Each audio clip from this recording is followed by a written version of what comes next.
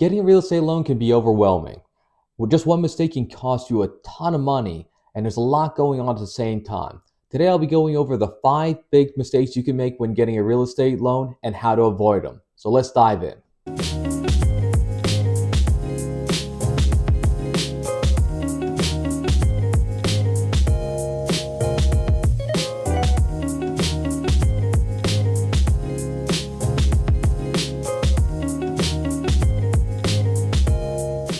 Hi, I'm Emmanuel, and welcome to If I Can, You Can, the channel where if I can do it, you can do it too.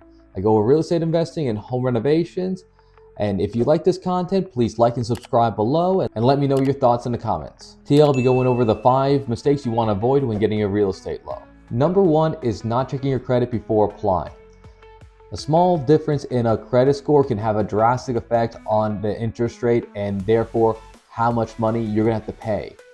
It could lead to thousands of dollars, maybe even tens of thousands of dollars over the length of the loan. The conventional loan starts at 620 for a credit score, and some other loan types may even be higher. But even if they aren't high, the difference between a 580 credit score and an 800 credit score will have the banks giving you a much different interest rate. And the interest rate is between a 4% and an 8% interest rate. You could be spending tens of thousands of dollars just because you don't have a high enough credit score. What you can do is, if you check it, you can take action to boost your credit score before applying for your real estate loan. Number 2 is ignoring pre-approvals. This is what you're going to need to know how much a bank will initially lend you. You don't want to go in there not knowing how much you're pre-approved for, because you'll be looking in markets that you may not be able to afford, getting off on the wrong foot with your real estate agent, and just overall not taking the right step forward. During that pre-approval process, the bank may be able to identify some problems you have that you can still make fixes for and get into the right position for buying a house. Number 3 is not understanding the loan terms and types. Now, you want to understand your interest rate, the length of the term, the fees that may apply, prepayment penalties. All these are things that you want to know. You want to know whether you're getting a quote for a fixed rate or an adjustable rate.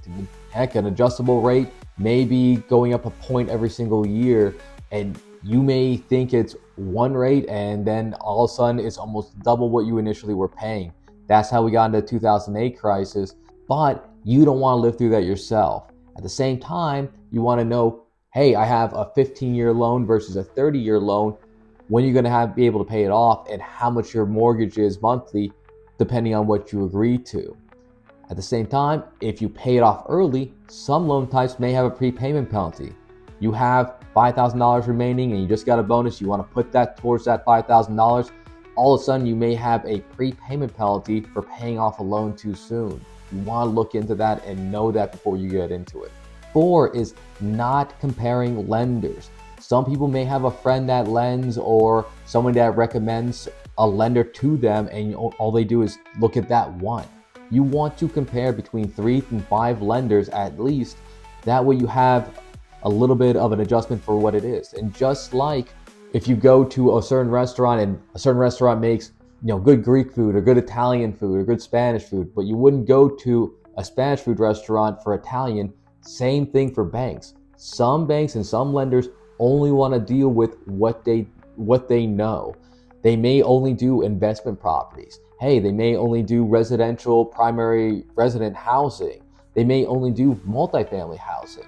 You want to talk to the lender that's going to help you out best with what you're buying. So make sure to shop around in the area of the lender that best does what you need.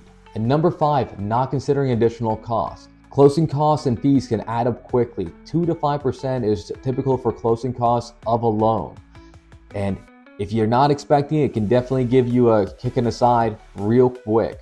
It's 2 to 5% depending on what it is. If it's $200,000, that can be up to 10 grand.